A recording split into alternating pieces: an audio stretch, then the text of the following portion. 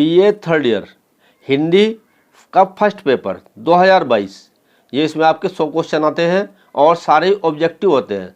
तो मैंने objective 4 option ना लिखे, केवल जो उत्तर का ऑप्शन है वो उत्तर लिख दिया सीधा। देखिए अद्यतन हिंदी एवं कवि लोक काव्य, ये पेपर का नाम है इसके। और देखिए पहला क्वेश्चन है गुनाहों का देवता किसकी कालजयी रचना है, तो हम उत्तर सीधा लिख दिया धर्मवीर भारती। फिर अगला क्वेश्चन है केदारनाथ अग्रवाल ने खड़ी बोली के अतिरिक्त किस बोली में काव्य रचना की, तो उत्तर हो गया बुंदेली। फिर तीसरा क्वेश्चन है कोरवी बोली को ही आजकल खड़ी बोली कहा जाता है, ये कथन किसका है, तो डॉक्टर वासुदेव शरण अग्रवाल जी का है। फिर अगला क्वेश्चन साय में धूप किसका गजल संग्रह है, तो दुष्यंत कुमार जी का है। अकाल और उसके बाद किसकी रचना है, नागार्जुन की। कौन सी रचना नरेश मेहता की नहीं है, तो उत्तर है कविता की मौत इनकी नहीं रचना नहीं है। तुंग हिमालय के कंधों पर क्या है, छोटी बड़ी झीलें रचना का नाम। कामायनी एक पुनर्विचार किसकी रचना है, ये जो है मुक्ति बोध की है। और कामायनी जो खाली वो जयशंकर प्रसाद जी की लिखी हुई है छायावाद पे। फिर देखिए मानवता किसका लोक काव्य संग्रह है, तो ये पृथ्वी सिंह का है। शेखर एक जीवनी किस विधा की रचना है, उपन्यास। नागार्जुन को कबीर के बाद हिंदी का सबसे बड़ा व्यंग्यकार किसने कहा है, तो डॉक्टर नामवर सिंह जी ने कहा है। बुनी हुई रस्सी बहुत ही इंपॉर्टेंट रचना है, किसकी रचना है, तो भवानी प्रसाद मिश्र। तार सप्तक के प्रथम प्रकाशन से किस युग का प्रारंभ हुआ, देखिए प्रयोगवाद का हुआ, जो आगे जी ने जो है 1943 में प्रथम जो है तार सप्तक, फिर उसके 8 साल बाद, फिर 8 साल बाद, फिर 8 साल बाद।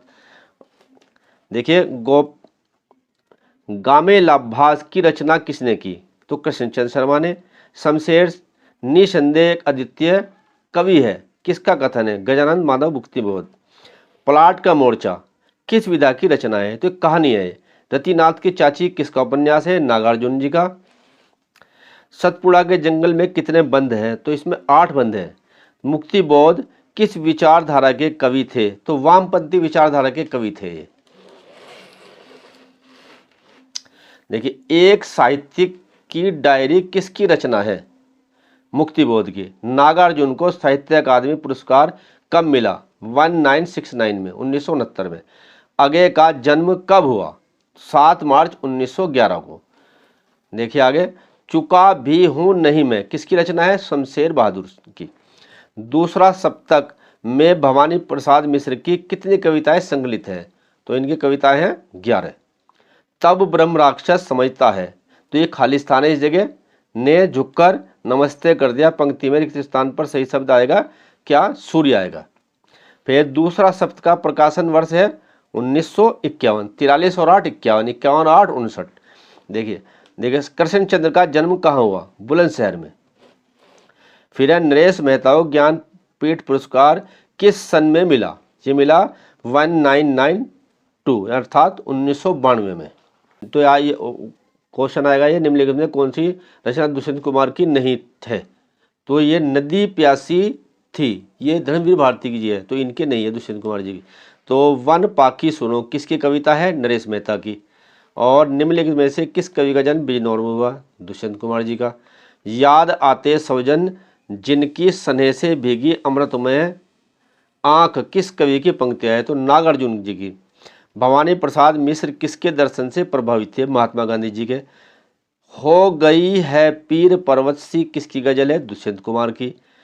माता उसे फिर संस्कार तुम देना किस कविता की अंतिम पंक्ति है, नदी के दीप। और देखिए पश्यंती किस विधा की रचना है, निबंध।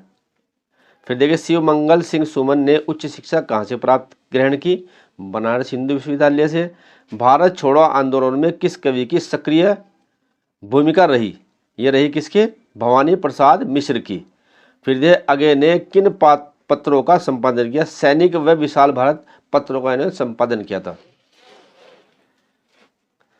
आत्मशुद्धि के लिए ब्रह्म राक्षस कहाँ स्नान करता है, बावड़ी में। बावड़ी एक तरह से छोटा तालाब होता है। मुक्ति बोध के काव्य की विशेषता है बौद्धिकता की प्रधानता। बस्ती खिले गुलाबों की किसका यात्रा वृतांत है, यात्रा साहित्य भी कहा जाता है इसको, केदारनाथ अग्रवाल। धर्मवीर भारती किस सप्तक के कवि थे, दूसरे सप्तक के कवि थे। मुक्ति बोध का निधन किस वर्ष हुआ? 1964 में, 1964। मानव सबका भला किया कर, यह संसार मुसाफिर खाना है, यह भजन किसका है? चौधरी पृथ्वी सिंह बेधड़क। यात्री के नाम से काव्य रचना किसने की है? तो नागार्जुन ने की। ये वैद्यनाथ इनका मिश्र है और बाबा के नाम से भी ये मशहूर है। इन्होंने बाद में जो है बौद्ध धर्म स्वीकार कर लिया था। किस कवि की कविताओं में फैंटेसी का प्रयोग मिलता है? तो मुक्तिबोध। चौधरी पृथ्वी सिंह बेधड़क के जीवन पर किसका प्रभाव पड़ा? स्वामी दयानंद सरस्वती। और नरेश मेहता को उनके काव्य संग्रह अरण्या के लिए कौन सा पुरस्कार दिया गया? साहित्य अकादमी पुरस्कार। धर्मवीर भारती का कहानी संग्रह कौन सा है? मुर्दों का गांव। तो इस प्रकार से मैंने जो है आपके लिए 50 प्रश्न तैयार करे, 50 उत्तर तैयार किए। अगर आपको वीडियो पसंद आए तो इसको लाइक कीजिए और चैनल को सब्सक्राइब कीजिए और अपने दोस्तों से शेयर जरूर करिए ताकि आपका भी भला हो और उनका भी भला हो। धन्यवाद। आपके अच्छे अंक आए, यही मेरी आशा है।